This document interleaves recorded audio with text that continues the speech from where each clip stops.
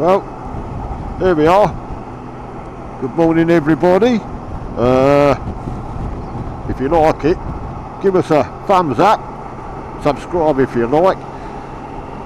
On the pan, I've only got the one bite now. I mean, I used to have a few, like a st1300, Fireblade, or an FJR 1300. Then I got rid of the Fireblade. Oh, I kind of gutted now. She was a 98 in that orangey bronzy colour. Oh, she was lovely. But it done my back and more. Because I got a problem with my knee and my shin. It just didn't really work well with me. Miss her anyway. But then I brought the pan. Got rid of the FJR, the GSX 1400. Then I got rid of the FJR. Then I had the XVZ 1300 Raw Star. It was like a big old Harley looking type. I think it was a copy of a Harley. It was like Yamaha's take on I believe. But beautiful bike. It's on my videos there. What I've uploaded. It was gorgeous, but you know, 110 miles to a tank, and I was like hitting down on reserve. Oh, and it was a big old heavy lump, and it was a bit much for me knee. But anyway, she was gorgeous, but she went, and I've just kept the pan. Now these are so smooth, you know, you could put the screen up a bit, it goes high, you know, if I want to put it right up, there you go. That's right up in the air, you know, and you're in your bubble. Bring it down. This one is the Puig touring screen. It's got those like little anti-deflector parts, if you like, and they do really work well. But the good thing with this is in the summer, it is a bigger screen than the standard. Here, you get a nice breeze come up, but I do get eye level breeze. So even on those warmer hot days, it's actually a pleasure with this screen. I believe you can put them like a couple of different settings, heights. I think mine's on the lowest. And it works really well. Now this is the light tint, like in grey if you like. There was a guy on, because I'm on the Pan-European UK sites on Facebook, there was a guy on there literally a couple of days ago asking like what people's recommendations are with a Puig. So I sent him a photo of mine, light tint, what's it like in the dark. So yesterday morning I took a couple of photos as I left home. Now bear in mind that's 5 o'clock in the morning, nice and dark, and it's just like that in the dark as well. You can see right through that baby, not a problem whatsoever. So if that's helped that guy out with his question, as in what these are like in the light tint for night time, let alone day, that's a job well done, isn't it? So anybody else out there who's got standard, maybe looking for a touring screen, there's all different variations, as in styles and so forth and that. I was a bit unsure on this one because of the little corner bits, if you like, down there. I don't know if you can see them. I was unsure on that, you know, oh, what's it going to be like? What's it going to look like? But you know what? It's great. And it works a treat. And it does work with my hands. I had a Puig touring screen on my FJR, which was just normal. You didn't have that kind of cutting, if you like. That worked just as well. Do not get me wrong, but I believe this, where you got that little flight kind of flow away, it's just a little bit better from what I can think of with the FJR. Anyway, fantastic. I recently put these Handlebar risers on here. Just had standard handlebars on here, so I was down and over a little tiny bit. I didn't bite for that. Anybody looking for bar risers? Now there's all different types. There's bike quip, these are Handlebars, there's other ones on the internet and so forth. I can only imagine they all work as well as each other. I had them on my FJR, which was a different type. They just went under the handlebars as such. Didn't have a block, if you like. There was two separate blocks. But I kind of looked at the Handlebar ones, a bit dearer, like 200 and something quid. But you know what? They're fine, absolutely fine. Bit of a mission changing them. You know, you've got bolts underneath and so forth, rubbers, and so on. But once it's done, I'll tell you what, I'm lovely and so much more upright now. My back feels much better. I'm not over a little tiny bit, so you know, before I was down here and now I'm up here. It has made a hell of a difference. So if anybody's looking for bar risers, it doesn't matter what type you get, well, I would say go and get them, because it's such a difference in the right, you know. And I'd say even on the manoeuvring, like slow, it feels more able, if that makes sense. I'm not kind of like leaning down with it. I'm kind of like, oh, just nice, beautiful. Chap asked me what heated grips I've got on here. You know, I ain't got a clue, mate. I believe these are aftermarket, but what make, I don't know.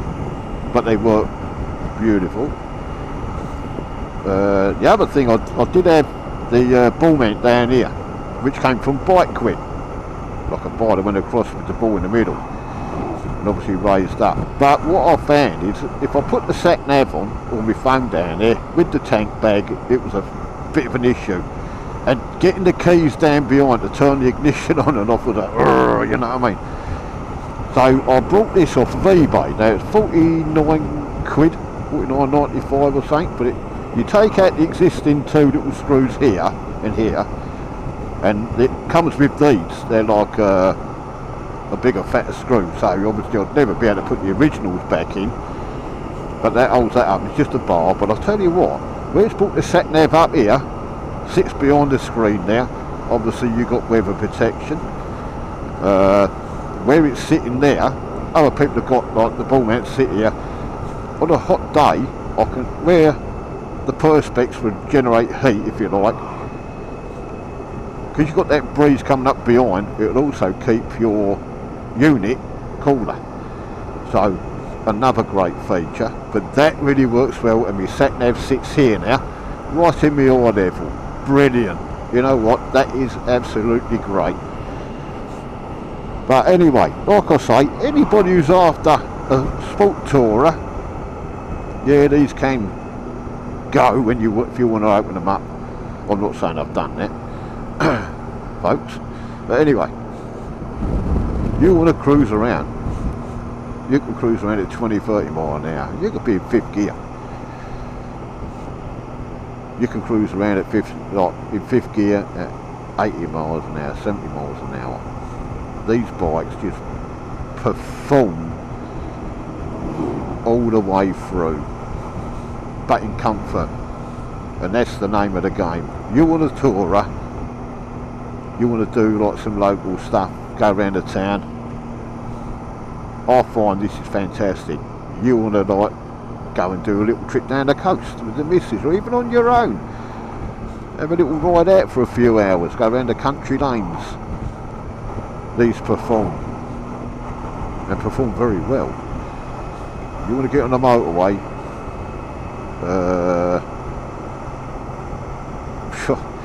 they just go and go, don't they? In comfort. And you just put that screen up there, you sit back and watch the world go by. The mirrors, I'll tell you what, I mean, I'm used to mirrors up here. Never had a bike with mirrors down here until I bought a pan. Well, I'll tell you what, best mirrors I've ever had on a bike. They do what they say on the tin. I might get the little blind spot mirrors on here. I haven't done in a year. I find they work very well as they are, but I might just put a little set. You can get the ones that attach, kind of thing, or stick on the lens. Because I've got the full wind deflector kit on here, obviously I can't put the ones that clamp on the top of the mirror surround, if you like. So I'm going to have to go for the other type where you've got the little round ones that stick up in the corner. So I'm going to get a pair of them. And I'm just going to see how they work. What else is on here? I love the old analog kind of display for your RPM and your speedo. But I think they could have made it more in your face, a little bit bigger, as in like the numbers and that. The display, as I've said in the previous video, for your fuel gauge and everything and that, I think it's atrocious. You know, you can barely read the bug, and if you've got the sun behind you, done. Then you're knackered, ain't you? But as I said, I'm going to look into getting the lighting upgrade, but I'm in no rush. So I will get that at a later date. She's just turned 33,130 miles now. Because I use this girl, and actually like what I've done, I've took the tank cover off, because I had a tank cover on here. When I this is one thing to look out for, peeps. When you put bar risers on, what it's done is brought the bars back quite a degree to obviously sit you up, which is what I wanted. But what I've found is I've had to take the tank cover off now, get it in the bag when I turn on the lock. Not going along, it was fine, but if I pulled up and I was going to back her into somewhere or just manoeuvre a tight space, the bag became an issue with the bars, a little bit of an issue. So what I've done, like I say, I've took it off, so we've just got plain tank now, if you like, and I've put my little tank bag on here. I don't have to, I could put it in the boot, in the top box. I called it my boot with top box. I mean, I could throw it in there, and I've got nothing here then. I could have always done that. And at a later date, I don't know, I might put the tank cover back on and just do that. Put the bag in the back, but obviously when me and the missus go away, she likes to take the weld in its kitchen sink with it, like, you know. Ugh. So I need all the room I can get. Anyway, these bikes, like I say, comfort, smoothness, reliability, at the moment, rewarding. Anybody who's got a pan would agree, one of the best bikes out there if you want this style of bike to do that kind of thing. And I can't knock it whatsoever. Anybody looking at getting a pan-European, looking at like reviews on the st1300, 1300, I have ridden the 1100 many years ago. A friend of mine, well, I've got a couple of friends in the bike trade, like, but one of them in Maidstone, Aussie, he had an 1100 in there, which I had the pleasure and he let me have a little go on it, so I took it down through the lanes out of Maidstone down into Headcorn. Then I pulled up there, had a fag, rode it back down through the town, back up to his shop. What a beautiful bike. And how smooth it was. It was absolutely gorgeous to ride. The only thing I found at the time was, because I wasn't used to these bikes at the time, where you've got your crash bars, the plastics there on the side fairing, my shin kept touching it, like when I was putting my legs down. But obviously, you know, a few years later, I brought this, the st1300. I did look at some 1100s, but I opted to go for the 13. I like a big bike, and I've always had big bikes. And I thought, well, you know what, this come up with the right money. This came up at 4,300, but with 21,000 miles on it. I've since done things to the bike, put additional items on the bike. It owes me like a bit of money now on top of that. But at the end of the day, I mean, if I was to sell this, what's it worth? It's only worth what someone's willing to pay, and that's the thing. It's only worth what someone's willing to pay. But I'd want 4.5 all day long. But what a reliable bike. And doesn't need a thing. Not a thing. But here we are, on my way to st1300. I've got to go to the bank because I've got to go and get some money out because I've got to go and pay something today, my holiday in August, which is funny enough down here, Rye. Me and the missus booked up this little place there for 9 nights, so we gave them a deposit. I'm going to just go out, draw the rest out, just pay it off. It ain't due till August, but you know what, I just think, I'm going down this way, I'll sit there, I'll just go and pay it. So anyway, I hope some more people buy these bikes out there. They don't make them no more. That's a very big shame really, because why wouldn't they keep making something that works? That's the thing. And why did they never put a 6th gear in it? Why 5? It's like a GSX 1400, it's only got 5 gears. You know, you're talking a 1400, 1300cc bike, you know, it's 2022 now. Even back in like 2000.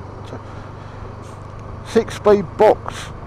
What is it with 5-speed? You know, FJR's 5-speed. Why? Don't get that. And the FJR's, the amount of, I know they put a 6th gear in the later ones. And then they discontinued them back in around 20, I think it was 20, wasn't long ago. They put them in at the end, well not from the start. Oh, I don't know, some people mate, and these guys, they get paid for designing a bike. Honda, Yamaha and all that, you know, they design this bike, use this, use that. Some things are interchangeable with other bikes because that's how they save money. Probably calipers and so forth.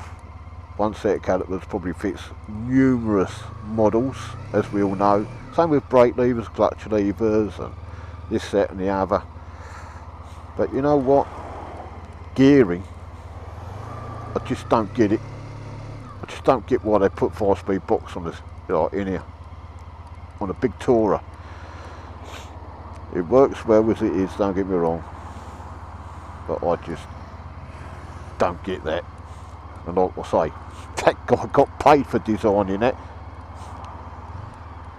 But yep, so I don't know what else to say about it really.